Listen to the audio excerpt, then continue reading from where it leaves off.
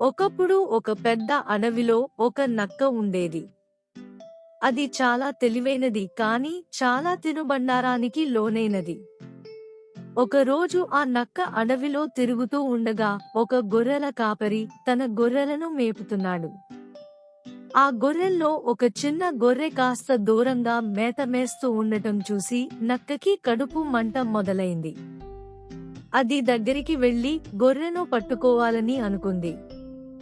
కాని కాపరి దృష్టిలో పడితే తన ప్రాణం పోతుందనే భయం వచ్చింది. అప్పుడు నక్కకు ఒక తెలివైన ఆలోచన వచ్చింది.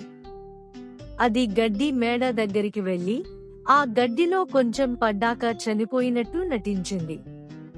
కాపరి గొర్రెలతో తిరిగి వెళ్తున్నప్పుడు ఆ నక్కను చూసి, ఆహా, చనిపోయిన నక్క, దీని తోలు తీసుకుంటే నాకు మంచి ధర వస్తుంది అని అనుకున్నాడు.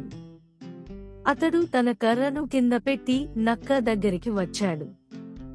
ఒక్కసారిగా నక్క లేచి కాపరి చేతిలోని చిన్న గొర్రెను పట్టుకుని అడవిలోకి పారిపోయింది.